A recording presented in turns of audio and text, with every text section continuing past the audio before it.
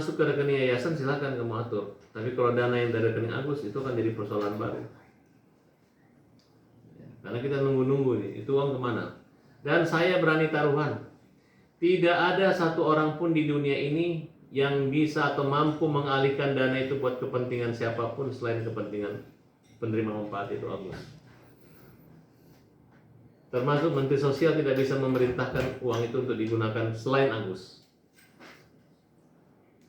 Jadi apapun keterangan atau keputusan daripada Novi, Brian maupun Pablo, saya berani taruhan, kalau kalian berani menghabiskan uang itu buat kerugian di NTT, saya rasa orang NTT juga nggak akan berani menerima uang itu.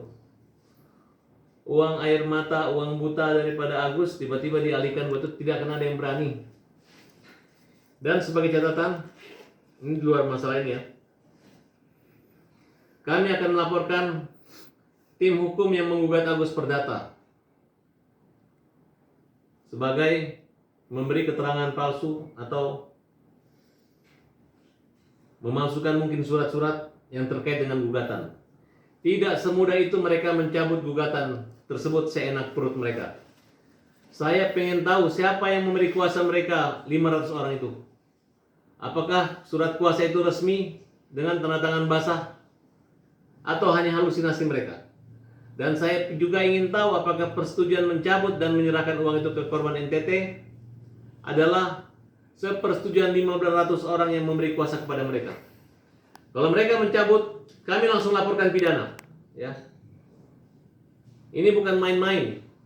Karena kalian mengatasnamakan donatur, kemudian mempermalukan sehingga terkesan Agus ini melakukan satu perbuatan yang salah dan tidak benar, menggunakan dana yang ternyata dana itu ada di rekening pada Novi. Oleh karena itu, teman-teman ya, walaupun bukan saya lawyernya nanti, akan melaporkan orang-orang yang tersebut. Dan mereka akan somasi untuk uang itu tetap dikembalikan kepada Agus. Saya berani taruhan, tidak akan ada yang berani menggunakan uang Agus, sekalipun Pak Menteri Sosial. Apalagi mereka-mereka ini yang nyimpan uang Agus, yang masuk dari rekeningnya Agus ya. Dan saya berani taruhan, baik gubernur maupun bupati maupun masyarakat NTT tidak akan mau menerima dana limpahan yang lagi bersengketa saat ini. Yang dana itu diperuntukkan adalah untuk Agus. Tidak akan ada yang berani. Tidak akan ada yang berani. Saya taruhan di situ. Jadi ini memang satu pernyataan keras dari saya. Saya minta Tuhan untuk menyadarkan orang-orang yang tidak sadar-sadar juga, yang terus mempermainkan uang ini, yang bukannya nyampe langsung dari perbuatan menjadi pahala, tapi masih diputar-putar kayak satu permainan kompetisi yang tidak ada habis dan tidak ada hentinya, yang mana hanya pusing, padahal gampang sekali. Tidak menjadikan patokan hati kekerasan daripada Novi maupun Gary dan lain-lain sehingga menjadikan batu angitan bahwa uangnya harus ke sini.